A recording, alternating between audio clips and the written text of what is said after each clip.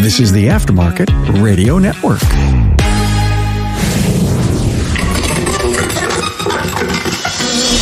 Hey, welcome and thanks for tuning into the premier Aftermarket podcast. I'm Carm Capriato, and we are on episode 630, featuring the ASE Education Foundation. Now, many of us support education at the high school and college level, giving of our time, guidance, and advice to advisory boards. Now, if you're not on an advisory panel, I highly recommend getting involved. There's not enough independent voices on advisory boards. Now, this is an important show we have for you here, where you're going to learn the role of the ASE Education Foundation in our schools and who's the biggest poachers of our technician talent. Find the key talking points for this episode at remarkableresults.biz/E630. Hey, a shout out to our sponsors, Apex and Shopware. Now, imagine being able to see new product, tools and equipment, and demos in a simulated real-world shop environment, complete with 8 service bays, lifts, vehicles, and a service counter area. Well, it's set to launch at Apex 2021, November 2nd through the 4th in Las Vegas. I hope to see you there. Visit aapexshow.com for the details. Hey, when was the last time you ordered something online? A burger from Grubhub, your groceries from Amazon? Well, how about things that are really high-tech like auto repair? Well, Shopware's online interactive repair orders let your customers do just that. Check it out for yourself on the web at getshopware.com. Hey, what's our schedule like here on Remarkable Results Radio? Well, every Tuesday and Friday, you get a new podcast episode. On Tuesdays at noon Eastern, we do a live virtual shop tour, Aftermarket Weekly, and Fridays at noon Eastern Time, we've got a live panel discussion on the Town Hall Academy. Hey, if you can't catch us live, don't worry. We always repurpose the live broadcasts as podcasts too, so therefore you never miss out on the education. Hey, follow us for free on your favorite podcast listening app. Search for Remarkable Results Radio.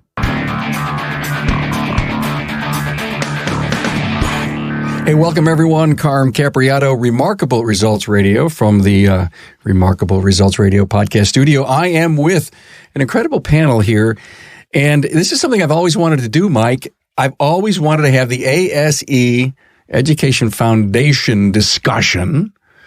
And, of course, to have Mike Coley, the ASE Educational Foundation president, with us. We're also with Mike Godson, professor at Clark College in Vancouver, Washington. Hello, everybody. Glad to be here. Hello, Mike. I'm glad you're here. Brian LaCroix is with us, instructor of the Board of Cooperative Educational Services, BOCES. Carm, how did you know what those acronyms were about? Well, I'm from New York, just like you are. BOCES is a great program for teaching skill trades to high schools, and that's in Albany, New York. Glad you're here, man. Trish Serratoreis is with us, Senior VP of Communications at ASE. So we've got a well-rounded panel. One of the things that you mentioned in your talking points to me was, do our students really know what the real world is out there?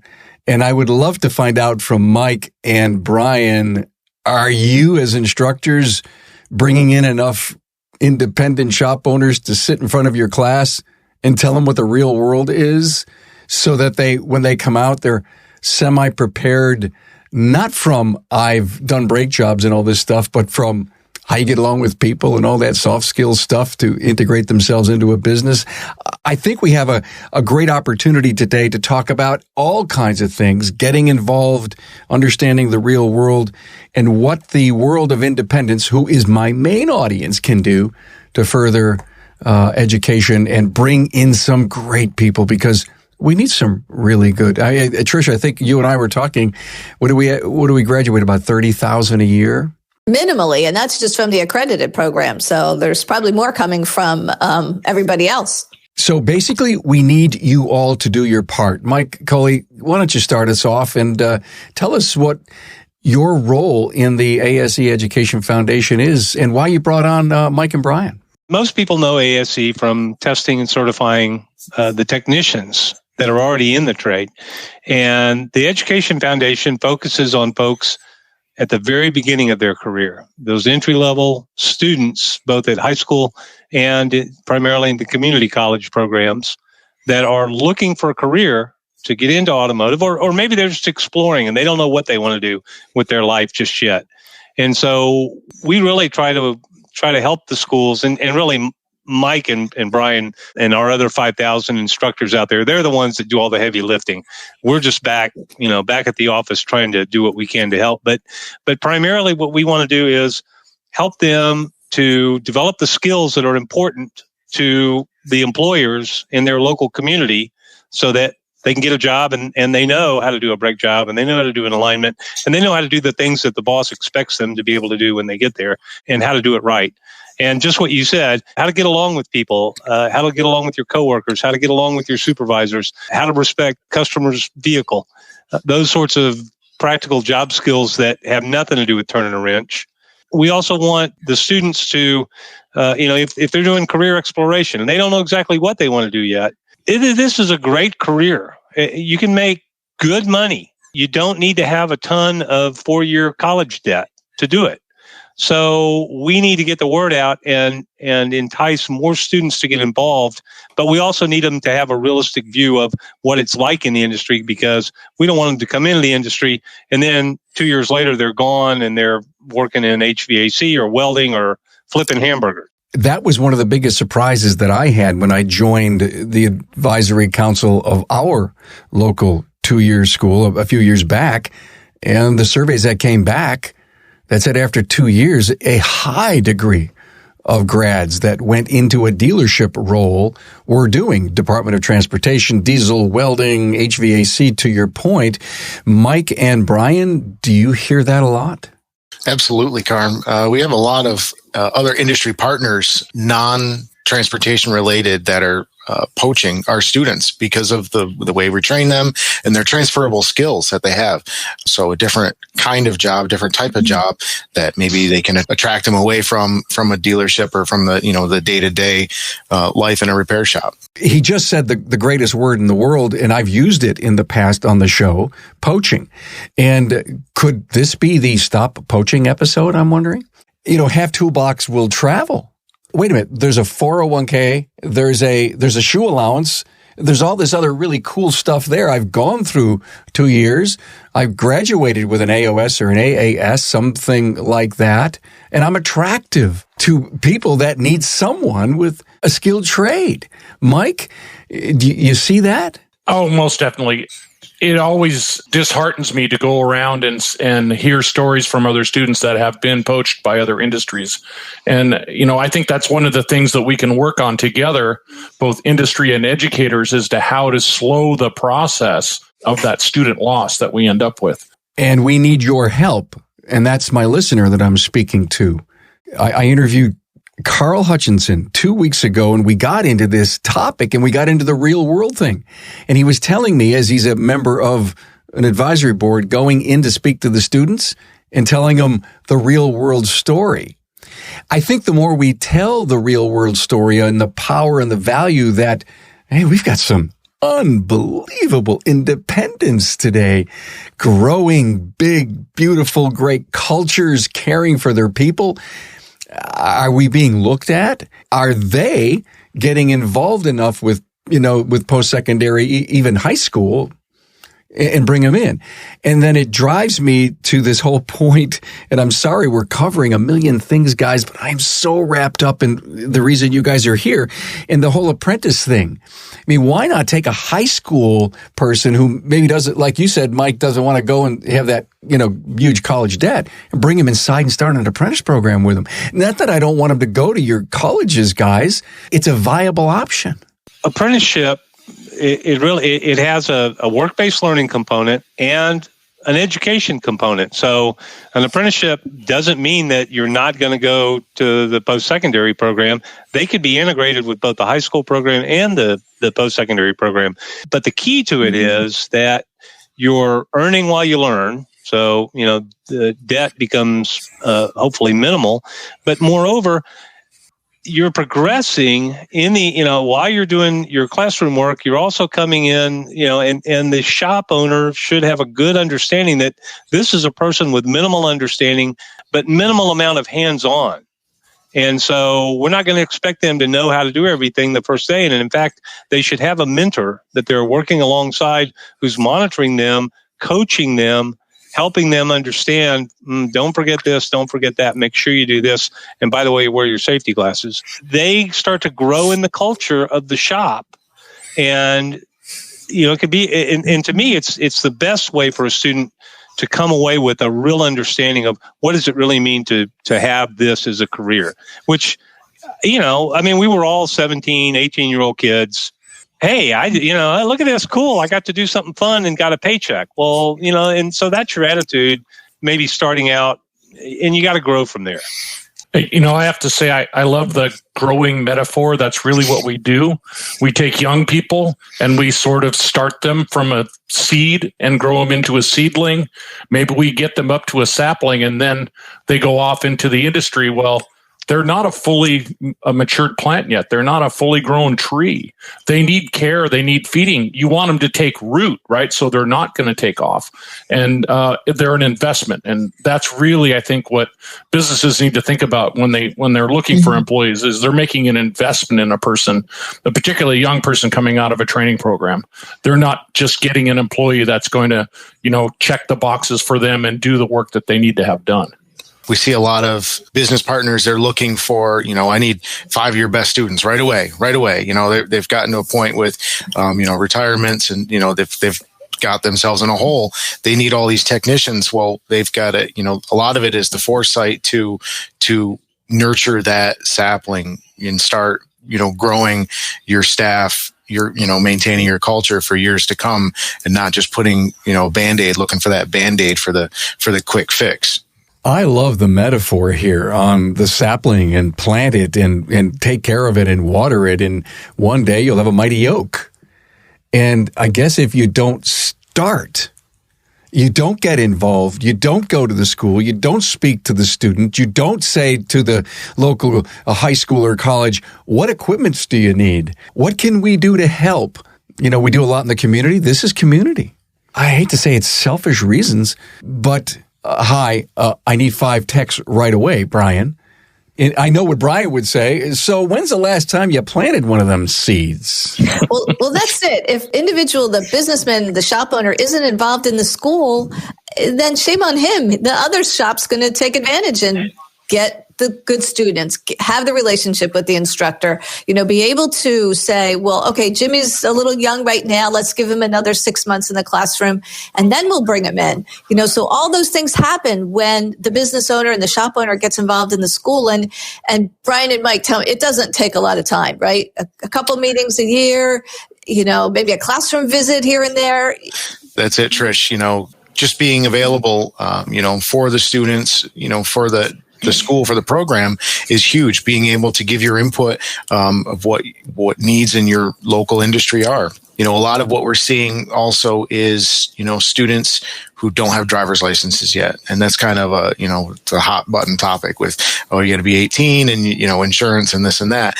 Well, more and more students are showing up with payments on nice cars, and we've got my first car and I've got a $200 a month payment, and so I need to work at Subway, I need to work at Dunkin' Donuts because I can get the hours, I can work nights and weekends. So we kind of get lost in this cycle where it takes a lot of effort, a team approach. It takes the whole village to raise the technician for sure. So we need advocates from the business world. And for sure, the dealership network are very strong advocates because they have a huge need for people. But as in my local school, there are very few independents involved. Doesn't make me happy to see that. And there are some districts around the country, it seems like every time I do an interview with a shop owner, I kind of ask, are you involved in education? And some of them, it's the reverse. There's more independents in there than there are dealerships, but yet we all need these great young students. We're never going to survive EVs. We're never going to survive the new tech. We're never going to survive what GM just announced. We're never going to figure it all out if we don't teach the current technology and we don't start putting some really great young people who want to learn a skilled trade through this. Everybody's recruiting carpenters and plumbers and electricians. Just add us to the list of people that are looking for people who want to work with their hands. I'm sorry I'm on my soapbox. I tell people all the time, and we've got a real dealer versus aftermarket, and we're all competitors. Everybody competes and whatnot. And that's one of the beautiful things about ASE is because we get everybody in the industry to come together. OE, aftermarket, dealer, the retail chains, everybody else, because there are certain things that are critical about, getting the vehicle fixed right the first time and having the skilled people to do that. If you don't have a technician, you can't sell any parts. You can't run a business. They're the axle on which everything turns. So, and the problem is, we've been poaching from each other back and forth down the street for all these years. Guess what? All these guys are retiring. Baby boomers, 10,000 baby boomers retire every day. We're rapidly running out of technicians. And so who are we competing with? We're not competing with each other anymore. We're competing with welding. We're competing with HVAC, skilled machining, all these other trades. And the way I look at it is, if I help a student and he ends up working at the dealership down the street, well, maybe he works at the dealership for 2 or 3 years. Maybe then I get a chance to hire that student. But guess what? If that student leaves our industry and goes to work in HVAC or some other trade, you don't get him, I don't get him, and we're both behind. So, we all came in different ships, but now we're all in the same boat together. The advocacy part you talked about is just so important. And I love having people from business and industry come in and visit. It's like they can come and visit the farm. They can check out what we're doing. They can talk to the students. And, by the way, I can tell a student something about how business is over and over. It never kicks in, but yet one tech comes in and says the same exact words to my student, and all of a sudden it's, well, how come you never told us that, Mr. Godson? Wow, we never knew that before. But advocacy really shouldn't really stop just at the automotive classroom or the advisory committee. Going and talking in front of school boards and principals is so important, because we live in a political system in the education world, and that system, right, has money and advocates that stretch much farther out than our little shops that we work in. And we need those people, right, noticing us and giving us support, or we tend to wither and die. Just, again, sticking with that plant metaphor. So go to the school board and say, hey, I've got ABC Repair Shop, and we've been looking for techs. We've been working with Mr. Smith, and he has just been the greatest teacher. We'd like to support that program, and we're here to let you know that we're ready to do that. Tell us how we can. Hey, Carm here, and coming up, learn about the automotive instructor shortage, and if you are interested, how to start. Hey, did you know that Apex 2021 is designating a new area called Repair Shop HQ with you in mind? That's right. This one-stop destination is being designed to meet the product, equipment, and training needs of today's shop owners, managers, and technicians. As part of this edition, Joe's Garage, a simulated real-world shop environment with 8 bays, lifts, vehicles, and a service counter area, will feature the latest product and equipment demos. A new dedicated tire section, 3 training theaters, and a diagnostics and telematics area also will be part of Repair Shop HQ. And there's still more. The popular tool and equipment section and the mobile heat transfer heating air conditioning section will relocate to this new area. This immersive environment, located on level 1 of the Sands Expo, will be ready and waiting for you November 2nd through the 4th in Las Vegas. Now, I hope to see you there. Visit aapexshow.com for details. I want to let you in on a little secret. Investing in a cloud-based shop management system could be the smartest purchase you make in 2021. Manual processes can really add up and cost your shop unnecessary time and money. Now, if you're writing out repair orders, you're wasting time. If you're chasing customers for approvals, you're wasting time. If you're manually calculating invoices or logging into multiple systems, you're wasting time. And if you're wasting time, well, then you're wasting money.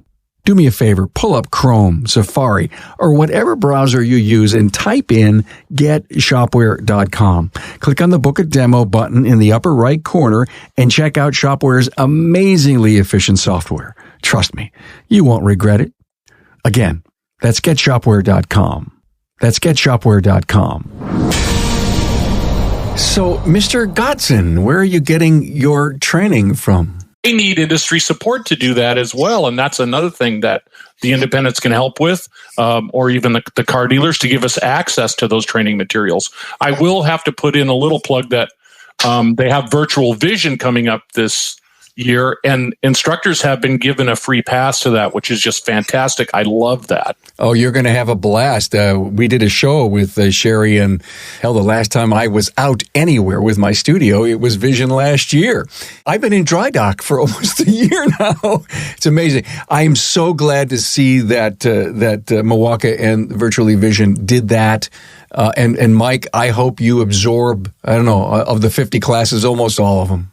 As a teacher, I love learning new technology. I pride myself in staying up to date as possible. And that's another way I think businesses can support us, is even just allowing me to come into your business and stay for a day to observe, right, to shadow, is a great thing. And I believe if I went to my school administrator and said I need to take a day to go visit the shops, they're going to say, hey, go for it, right? They're all behind us to do that. So.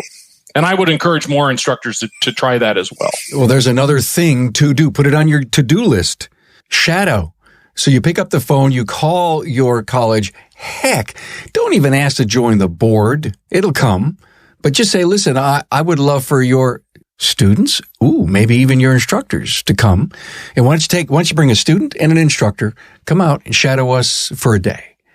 And we would love to show you what's going on. We would love to answer any questions.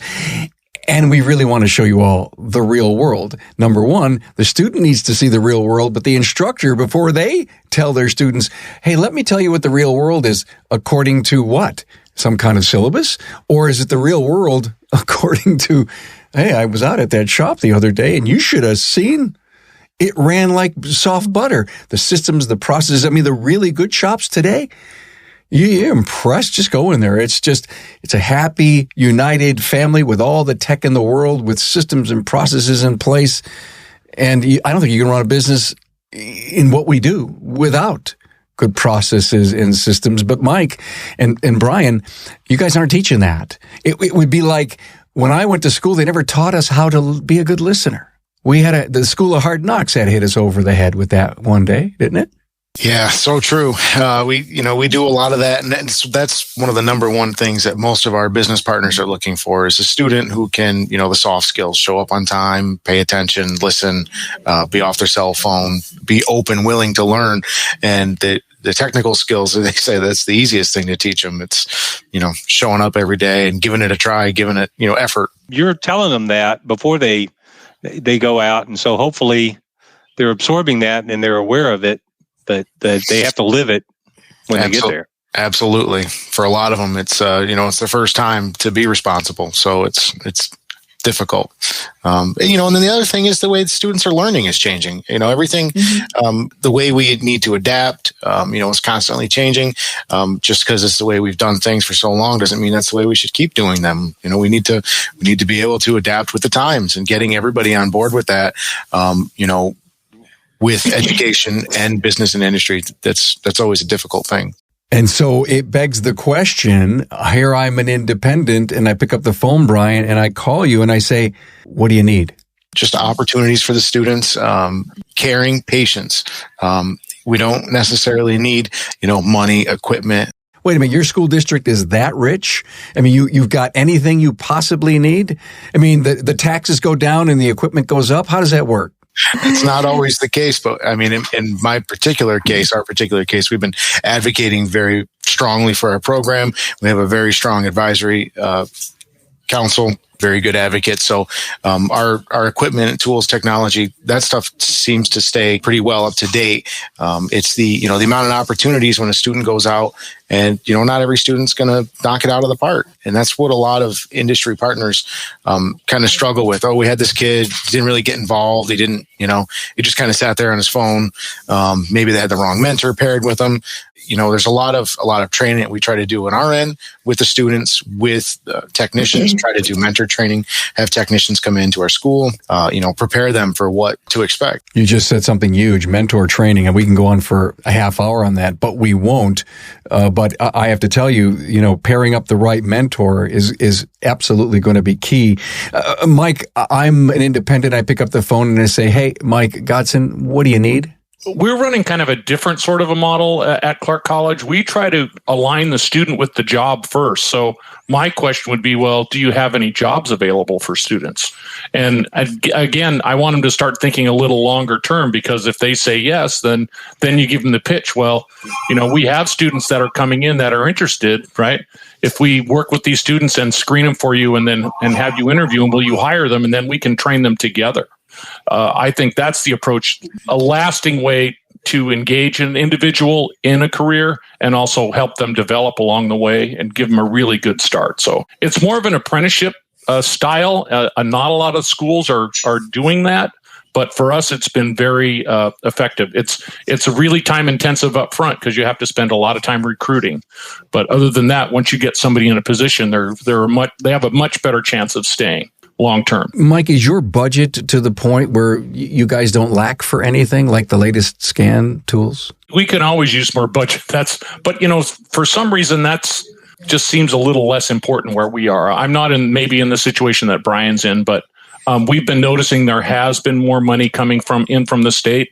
And then we've also had some pretty good advocates that have been working with our school administration saying, look, you guys really need to work on auto and building them up. So we've been fortunate there, but not all the schools are like that. I need to ask you how ASE Education Foundation integrates with the school, what you guys do to bring ASE to the students. What the foundation does is we go to the industry and we say, what should an entry-level technician know? What should they be able to do? In the industry, we make a real detailed list. And we say, and then what are the tools that you need to teach that? And what kind of curriculum do you need to teach that? And then we put together basically what are standards. And the standards cover everything, not just what needs to be taught and the tools you need to teach it, but also, are your instructors qualified? Do they have the right experience? Do they have ASE certifications? Do you have an adequate budget? Do you have a plan? Do the students have career opportunities? So looking at the program top to bottom so that, we talk about these are your taxpayer dollars at work a lot of times if you're a business person in the community. But think about it from the student's point of view or the parent of that student's point of view. That young person is investing 2 or 3 or 4 years of their life that they're not going to be able to get back. And so we owe them the very best that we can do in terms of preparing them for a career in this industry. Maybe they're just doing exploration at the beginning, but if we do a good sales job, there are certain students where the light bulb turns on and they're like, boy, I really love doing this and I can make money doing it. And I got great people to work with and a great environment, and it all comes together for them. And that's, I think, what we're all shooting for in all this. So the foundation provides those standards. Schools measure themselves against those standards.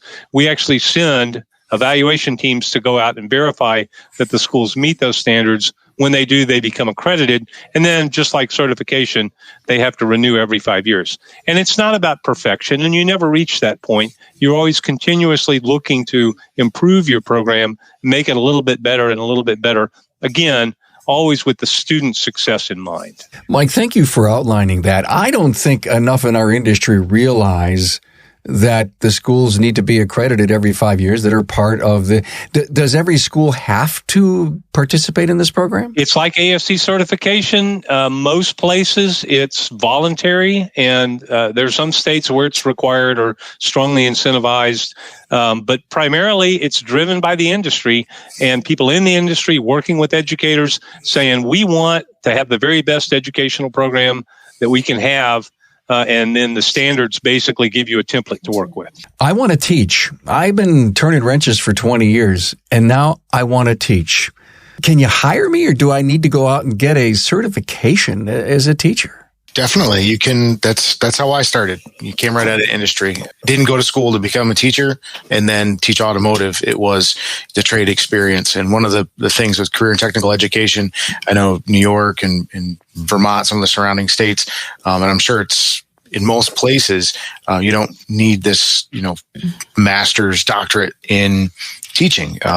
So you get a transitional certification. There's some trade specific, career and technical training specific courses to take, 8 classes or so, and then you can get your training certificate, your teaching certificate from New York State. Does it depend on the kind of degree?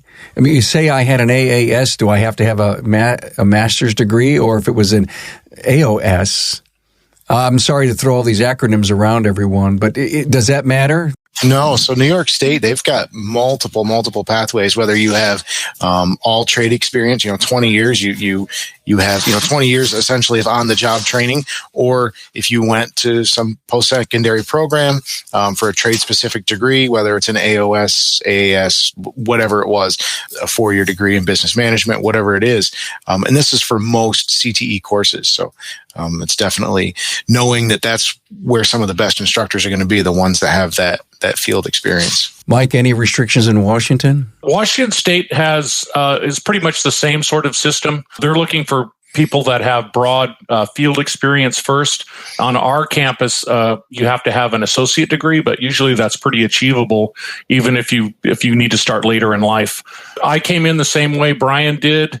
Out of industry, I worked 18 years, and actually my former instructor would come around and visit. And one year he comes around and he says, "Hey, how you ever thought about teaching?" And I said, "Yeah, well, and I've worked with some people before in the shop. I was kind of a mentor." I said, "Yeah, I thought about it." I said, "What do I need to do?" So we started outlining the things, and it was get involved at the college, maybe work with the advisory committee. And then the biggest thing I did was I started teaching night classes part-time. Mm-hmm. And that is a great segue because you can work on some of your skills, and then when a job comes open, right, then you're all set to do that. And I'll tell you, I've been involved with all kinds of recruiting on our campus for all the disciplines. And the CTE, in English and math, you might have 100 applicants for one job, and in the CTE areas, you're jackpot lucky to get a half a dozen. So you usually have to wait for those positions to come up, but usually they're there if you really put in the work to prepare yourself. And you know what some of the colleges do? They actually put an ad out and they say, "We're looking for an adjunct position."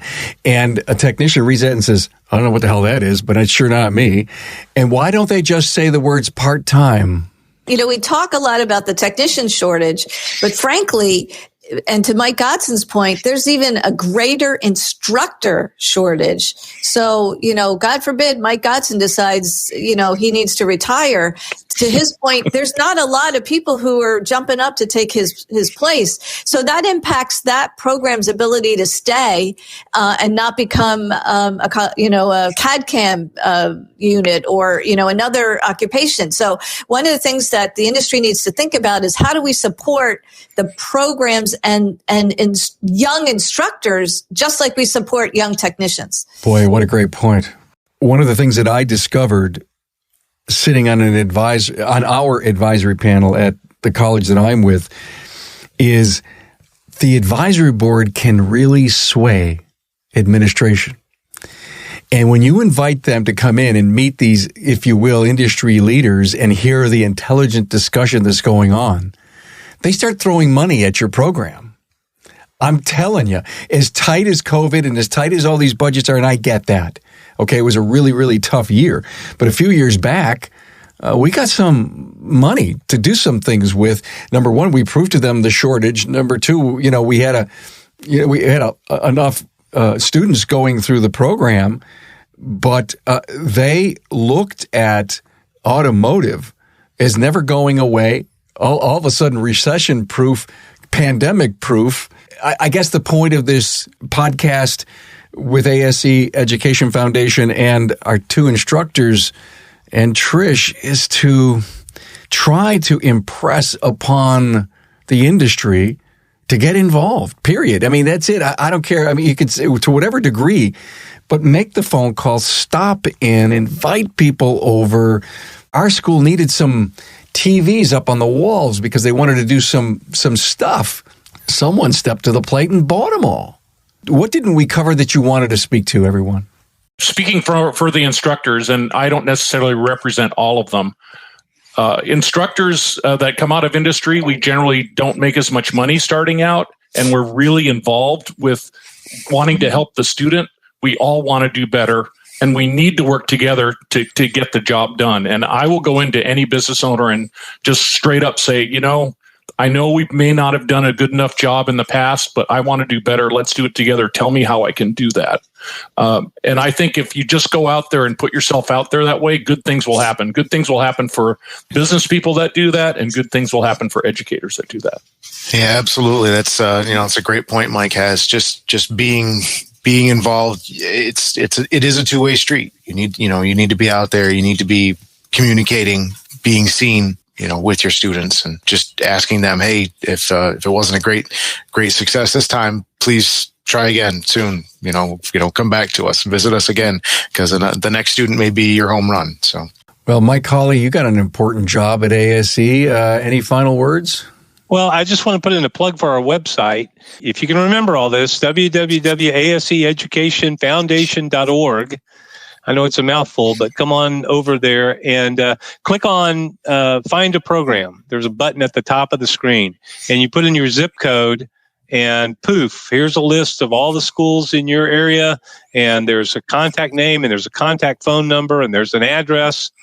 Get in your car and go over there, or I guess today, call them and Zoom with them or something. And, it's not hard to find a school. It just takes a few minutes of time. And get involved. And I think, you tell me, Carm, the shop owners that take the time to get involved, it goes both ways. You only get out of it what you put into it, but those who take the time and put something into it, generally they get back more than what they put in. So I think it's a worthwhile investment for any business owner who's investing in his business. Investing in your local school is investing in your business. Well, great point, Mike. I will put that address, that web address, on the show notes page on the website when the episode is released. So if anybody could bump into that and go there. But yeah, I did not know that existed, so I learned something new. And I will start talking about this all the time. You want to get involved, go to aseeducationalfoundation.org and click on the Find a Program button. That's an easy button.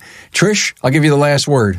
ASE and the ASE Education Foundation want to be your solution. We want to help you find the people you need to get them into the programs, get them graduated, and get them working. And the only way that works is if we work together. So we're here for you. So thank you all. Mike Godson, Professor Clark College in Vancouver, Washington. Brian LaCroix, instructor at the BOCES in Albany, New York. Of course, Trish Serratoreis and Mike Coley. Thanks for being here. Appreciate it. Thank you. Thanks, Carm. Thanks for being on board to listen and learn from the premier automotive aftermarket podcast. Until next time.